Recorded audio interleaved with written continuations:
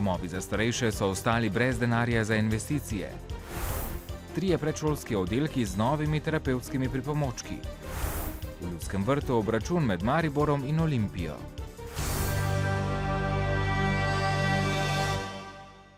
Pozdravljeni in vabljeni k ogledu dnevnika televizije Maribor.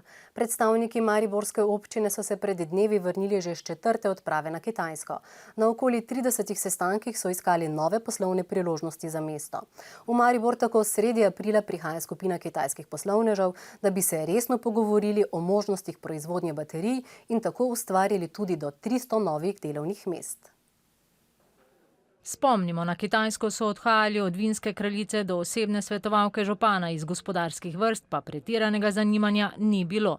Dosedanji izkupiček, pismo o nameri za zagon tovarne baterij, morebiten partner za nakup obubožanega Marifarma, sodelovanje na univerzitetnem in medijskem področju ter pismo o nameri za nakup družbe Aerodrom, ki se je zdaj izkazalo za velik fiasko. Jaz sem dal samo osnovne informacije o tej zgodbi.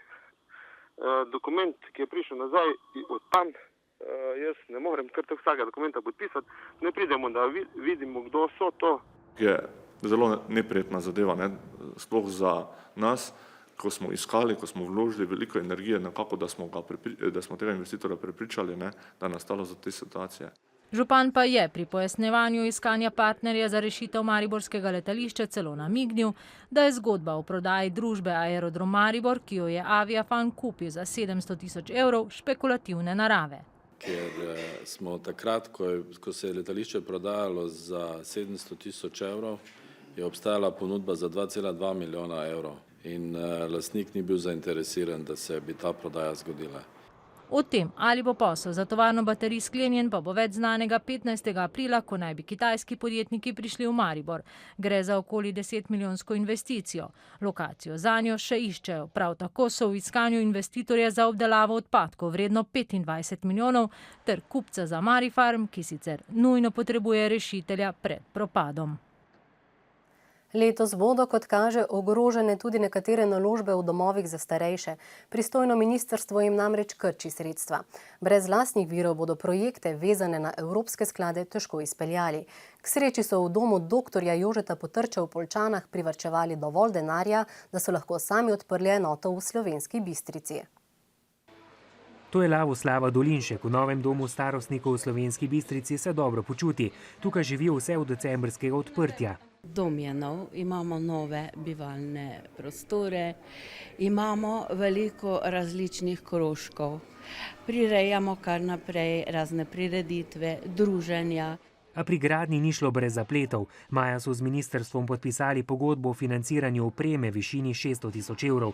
Avgusta so podpisali še pogodbe z izvajalci. Delo je bilo v polnem teku, ko jih je sredi oktobra ministrstvo obvestilo, da pogodbe zaradi manj denarja za investicije v letošnjem letu ne bo mogoče realizirati. Ugotovili smo, da bi z morebitno prekinitvijo že podpisanih pogodb z izvajalci si naredili seveda veliko poslovno škodo, kajti oni bi bili definitivno upravičeni do odškodninskih tožb. Dobrih 300 000 so morali založiti sami. V igri je bil namreč tudi evropski denar. Ker je občina, kot sem povedala prej, pridobila za samo izgradnjo precejšnja evropska sredstva, ki bi jih morala vračati, če ne bi do konca leta pridobila uporabnega dovoljenja. Tega pa ni možno pridobiti, če dom ne bi bil opremljen. Kadar se zavodi iz drugih virov, pa tudi preko lokalnih skupnosti, na nek način dokopljajo do sredstev za investicije, da ministrstvo tudi izpolni svoje obveznosti. Tokrat pa je izkazalo, da celo te projekti so lahko ogroženi ali pa predstavljajo za domove dodatno obremenitev. V Sloveniji je še 6 takšnih domov. Da ne bi izgubili evropskega denarja, bodo morali finančne vire poiskati sami. To pa bodo zagotovo občutili tudi končni uporabniki, stanovalci. Načrtovanemu zaprtju davčnega urada na Ptuju v državnem zboru poteka že druga obravnava novega zakona o davčni upravi, pa odločno nasprotujejo prebivalci Ptuja in 19 občin, ki jih zajema ptujski davčni urad. Ja, jaz bi rekel, da je to nedopustno, da če prije slučajno do kakega problema, se moramo edino obrniti, da moramo Maribor iti. Če bo tega manj, Ti ljudje ne bodo imeli časa to urejati in kaj? Boš prišel tja s polno napak in tako naprej, a ne? To mislim, da bi mogli malo razmisliti, ne? Da to ni čist tako enostavno, ne? Okrajno sodišče v Slovenski Bistrici danes na dražbi ni uspelo prodati vinogradov mariborske nadškofije, kot je sodno izvršbo zahtevalo podjetje Moljer iz Celja. To je namreč na Škofijski gimnaziji Maribor izvedlo dela v vrednosti 20 000 evrov. Za denar so nadškofijo neuspešno terjali skoraj 5 let. Edini kupec na dražbi pa za vinograde ni bil pripravljen odšteti 9 000 evrov. Pred gostiščem Štorman v Šempetru v Savinjski dolini se je dopoldne zbralo kakih 30 zaposlenih, ki so že več mesecev brez plač regresa, nimajo pa niti plačanih prispevkov. Stavko želijo doseči takojšnje poplačilo vseh zapadlih obveznosti, sicer naj Štorman umakne zahtevo za prisilno poravnavo in uvede stečaj. Že 2 meseca nimajo plač in plačanih prispevkov tudi zaposleni v družbi Avto Celje. Da bi zmanjšali negotovost in socialno stisko, bodo na sodišče vložili predlog za stečaj te družbe. Po mnenju zaposlenih je za propad nekoč uspešnega avtomobilskega podjetja in serviserja odgovoren večinski lastnik Darko Zupanc. Poplave, sneg in žled so v Sloveniji februarja povzročili za 430 milijonov evrov škode. Največ je bilo v gozdovih in na električnem omrežju. Zaradi tako hude naravne nesreče je Slovenija upravičena do evropske pomoči. Poglejmo še druge domače novice. Odstop ministrice za zdravje Alenke Trop-Skaza, ki je po pičlem mesecu zapustila položaj, odmeva tudi danes. Na poslansko vprašanje, ali so lobiji v zdravstvu res močnejši od vlade in kaj bo ta naredila za stabilizacijo zdravstva, je v državnem zboru odgovarjala predsednica vlade Alenka Bratušek. Po njenem mnenju je glavna naloga vlade ureditev financiranja zdravstvenega sistema, tudi s spremembami na področju dopolnilnih zdravstvenih zavarovanj, uvedba skupnih javnih naročil v zdravstvu in preprečitev korupcijskih tveganj. Sestala se je tudi koordinacija zdravniških organizacij. Po napovedih bodo od predsednice vlade zahtevali, naj se anarhija v zdravstvu konča. Predsednik sindikata zdravnikov in zobozdravnikov Fides, Konrad Kuštrin, je dejal, da bodo zdravniki jasno zapisali svoje zahteve in opredelili, do kdaj jih mora vlada uresničiti.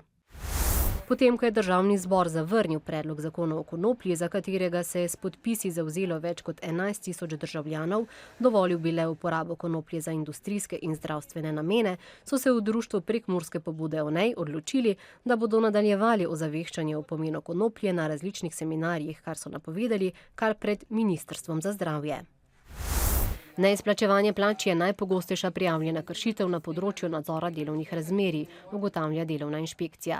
Inšpektorat za delo je sicer lani prejel okoli 50% več prijav kot leta 2012. Po mnenju glavne inšpektorice je inšpektorjev za reševanje prijav premalo. Trenutno je v Sloveniji okoli 200 000 poslovnih subjektov, inšpektorjev za delo pa le 80.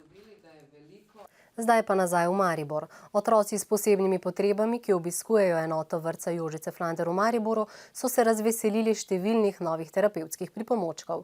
Prejeli so jih od dobrodelnega združenja Koraki za korakce. V enoti vrtca Jožice Flander je bilo danes veselo, saj je njihova gibalnica bogatejša za najrazličnejše terapevtske pripomočke. Donacije smo veseli tudi zato, ker se že vsa leta trudimo na področju zgodnje obravnave. Otroci bodo lahko razvijali čutenje, razumevanje in prenos informacij in pridobivali nove gibalne izkušnje na svojem področju razvoja. Naš namen je bil že ob ustanavljanju, da pomagamo ravno takšnim otrokom s posebnimi potrebami. Seveda pa smo se tudi odločili, da pomagamo šolam pripraviti prijaznejši pouk z opremo gibalnic. Denar zanje bodo zbirali na dobrodelnem koncertu 24. maja v Slovenskem narodnem gledališču Maribor in na že 7. dobrodelnem pohodu. Tako bodo opremili tudi gibalnico osnovne šole s prilagojenim programom Minke namestnik Sonje iz Slovenske Bistrice. Kljub zaostrenim razmeram je prostovoljcem v dobrodelnem združenju v 5 letih delovanja uspelo nakupiti za 105 000 evrov terapevtskih pripomočkov. Da bodo ljudje pomagali tudi 4-letnemu Teodorju, pa potihem upa njegova družina. Potrebovali bi namreč dodaten denar za izvedbo terapij po operaciji, na katero se deček, ki ima cerebralno paralizo, odpravlja v Združene države Amerike. Draga operacija v tujini in nato zdravljenje v Sloveniji bi malemu Teodorju zelo pomagala. Teodor, kaj delaš? Lažem. Teodor bi rad tekal kot njegov brat dvojček Aleksej. Trenutno hodi le po prstih, ko pade, se lahko vstane samo, če ima oporo, ob kateri se lahko dvigne. Ko sedi, ne more vzravnati nog in hrbta. Operacija bo vzela spastiko, to pomeni zategnjenost mišic, se pravi, stopil bo s peto na tla, bolj samostojen bo pri hoji, izboljšalo se mu bo ravnotežje, obljubili so nam, da bo tekal. Teodor ima zaradi zategnjenosti mišic pogosto tudi hude bolečine, ki bi z operacijo izginile. Ker sta poseg in nato obvezna rehabilitacija zelo draga, staneta okoli 60 tisoč evrov, zdravstvena zavarovalnica pa krije le polovico, Teodorjevi starši upajo tudi na pomoč soljudi. Rehabilitacija, ki bo v Sloveniji, ki je obvezna, ki traja 3 leta po operaciji, je zdravstvo ne krije. On bo tako kot zdaj, ko mu pripada enkrat na teden terapija v zdravstvenem domu, 45-minutna, upajmo, da bo to imel še naprej. Ostalo, se pravi 4-krat na teden, bomo pa morali hoditi na samoplačniško. Nasmejani 4-letnik bo lahko po operaciji zaživel kakovostnejše življenje in se svojim bratcem tudi brezskrbno lovil. Kultura. Prav zdaj poteka podelitev Glazerjevih nagrad za najpomembnejše dosežke na področju kulture, ki jih podeljuje mesto Maribor. Dobitnik letošnje nagrade za življenjsko delo je pesnik in publicist Andrej Brvar, ki je ostal zvest Mariboru na vseh področjih svojega delovanja. Andreju Brvarju lahko upravičeno rečemo mariborski pesnik, urednik, mislec. Svoje mesto že desetletja motri s kritičnim, analitičnim, a tudi poetičnim in prizanesljivim očesom nekoga, ki ima svoje mesto spodrezanih korenin, kot ga poimenuje v mariborski knjigi, rad, tudi ko mu ni naklonjeno. Tako ima nagrada domačega okolja posebno težo. Odslej ne bom več mogel govoriti nemo profeta in patrija. Za kar mi je pravzaprav malo žal, kajti obstranost ali outsiderstvo, pozicija, v kateri sem pravzaprav sam dolgo bil, ima svoje čare. Andrej Brvar je izdal 12 pesniških zbirk za odrasle, 4 knjige za mladino, prvo antologijo slovenske pesmi v prozi. Bil je član znamenite peterice Jančar, Kramberger, Forstnerič, Partljič, ki so se z manifestom že leta 1973 zavzeli za kulturni policentrizem. Idejo, ki je aktualna tudi danes. Slovenci se obnašamo bolj centralizirano kot Francozi za svojim Parizom. Mesto, ki še vedno išče svojo identiteto, se letos z Glazerjevimi listinami poklanja še profesorici in doktorici Mariji Švajncer za znanstveno monografijo Pogled v azijsko duhovnost, dramatiku in pesniku Roku Vilčniku za zbirko dram Ameriška trilogija, ter skupini arhivskih sodelavcev Zdenki Zemljič-Rajh, Žigi Omanu in Lučki Mlinarič za znanstveno monografijo in razstavo Maribor, mesto, hiše, ljudje. Za najbolj uspešno smučarko letošnjih zimskih olimpijskih iger v Sočiju, Slovenko Tino Maze, pa so pripravili sprejem na Mariborski univerzi. Tino, sicer študentko pedagoške fakultete, je na Rotovški trg povabil rektor univerze Danijel Rebol. Zaradi športnih obveznosti Tina Maze, ki je pričela študijem na Mariborski univerzi že pred dobrim desetletjem, ne obišče pogosto pedagoške fakultete. Tokratni obisk je bil namenjen pogovorom s profesorji, saj si želi zaključiti študij. Manjka mi še nekaj izpitov, da dokončam univerzo, razredni pouk. Na rektoratu univerze so si zamislili, da bi prisotnost Mazejeve izkoristili tudi za njeno druženje z novinarji, a so s tem Korošico močno presenetili. Pogovor z novinarji je odklonila. Je pa v razgovoru z rektorjem Reboljem povedala, da ne bo prenehala s tekmovanji. Sigurno bo težko uskladiti to z treningi in z vsem, kar pač, ker nameravam še smučati naprej, mi je to zdaj res. Mi gre na limit, tako da moram zdaj videti, kako pa kaj, zato sem danes tu, da vidim, kakšne so sploh možnosti, da jaz to izpeljem do konca v rokih. Delovno srečanje na pedagoški fakulteti je bilo plodno, saj se je Mazejeva z dekanom Fošnaričem in profesori dogovorila, kako bo opravljala manjkajoče izpite. A ni veliko manjkalo, da bi morali srečanje prestaviti na drugi datum, saj je bila najboljša smučarka lanske sezone med 6 izbranimi športnicami, ki so kandidirale za zelo cenjeno lovoriko Laureus. V Maleziji, kjer so podelili nagrade najboljšim svetovnim športnikom za leto 2013, jo je v njeni kategoriji prijela plavalka Missy Franklin, ki je na lanskem svetovnem prvenstvu osvojila kar 6 zlatih medalj. Nogomet. V tekmovanju za pokal Slovenije bosta nocoj na sporedu prvi polfinalni tekmi. V Velenju moči prav zdaj merita domači Rudar in Gorica. 5 minut čez 8 pa se bo v mariborskem Ljudskem vrtu začel večni derbi med Mariborom in Olimpijo. Mariborčani pravijo, da so prejšnjo medsebojno tekmo zbrisali iz misli. V ustaljenem ritmu so se pripravili na nov dvoboj z Olimpijo. V tekmovanju, ki so ga Štajerci osvojili že 8-krat. So fanti dovolj zreli, dovolj profesionalni, dovolj kvalitetni, da z samim bremenom tekme se ne obremenjujejo, ampak tako sem dejal, prva tekma je mogoče v pokalu, so velika presenečenja, ampak mi bomo storili vse, da se uvrstimo v finale. Pri Olimpiji imajo svoje načrte. V iskanju ustreznega izhodišča pred povratno tekmo naslednjo sredo pravijo, da se ne bodo branili. Stvarno ja ne znam to. Ja to nikad nisam radio u životu. Evo ja nekad to od vas tražim da to igrate. Ne mogu. Bil bi že čas, da si derbi spet zapomnimo predvsem po dobrem nogometu. Nocoj od 20:05 minut tudi na drugem programu. Drevi se bodo na tretji odločilni tekmi polfinalnega državnega prvenstva v Kamniku pomerile tudi odbojkarice Calcita in Formisa. S tesno zmago v drugi tekmi, ki sta jo ekipi v soboto odigrali v Hočah, so igralke Formisa napovedale resen obračun. Navsezadnje so veliko dela povzročile tudi odbojkaricam Nove KBM Branika, s katerimi so izgubile z 2-3. Dejstvo pa je, da igramo na domačem terenu nasprotnika, kjer je zelo močen in spet še enkrat poudarjam, to je močna ekipa. Ne glede na rezultat, moramo biti zadovoljni z doseženim letos. Seveda šli bomo pa v tisto tekmo, tako kot v to, sproščeno. Poglejmo še po svetu. Ameriški predsednik Barack Obama je na prvem obisku pri Evropski uniji in Zvezi NATO. Glavne teme pogovorov so bile razmere v Ukrajini in zaostrovanje odnosov z Rusijo ter pogajanja o čezatlantskem trgovinskem sporazumu. Ruske sile so zasedle vse vojaške objekte na Krimu, ki ga je Rusija prejšnji teden priključila svojemu ozemlju. V vseh 193 vojaških objektih so izobešene ruske zastave. Ukrajinski vojaki lahko zapustijo Krim z vlakom, za odhod z Krima v Simferopolu pa se je odločilo okoli 1500 ukrajinskih vojakov. Letala in ladje v Južnem Indijskem oceanu nadaljujejo iskanje razbitin malezijskega letala, ki je z 293 ljudmi na krovu izginilo 8. marca, potem ko se je vreme na območju izboljšalo.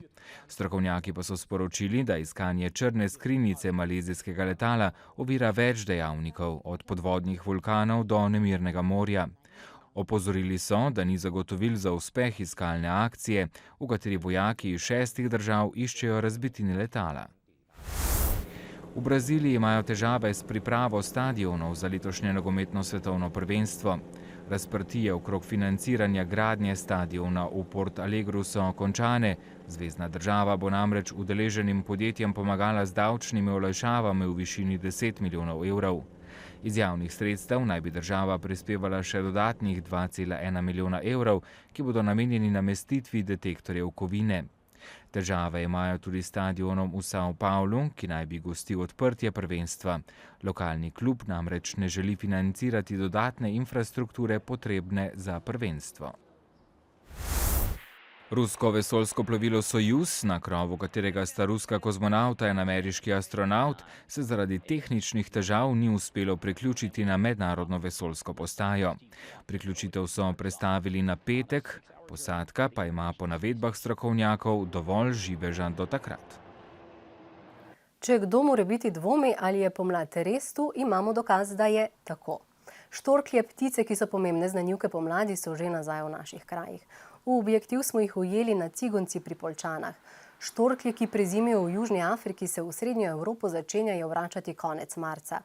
V Sloveniji gnezdi okoli 250 parov belih štorkelj, večina v Prekmurju in na Štajerskem. Tudi jutri bo na Primorskem suho. Burja se bo čez dan nekoliko okrepila in v noči na petek ponehala.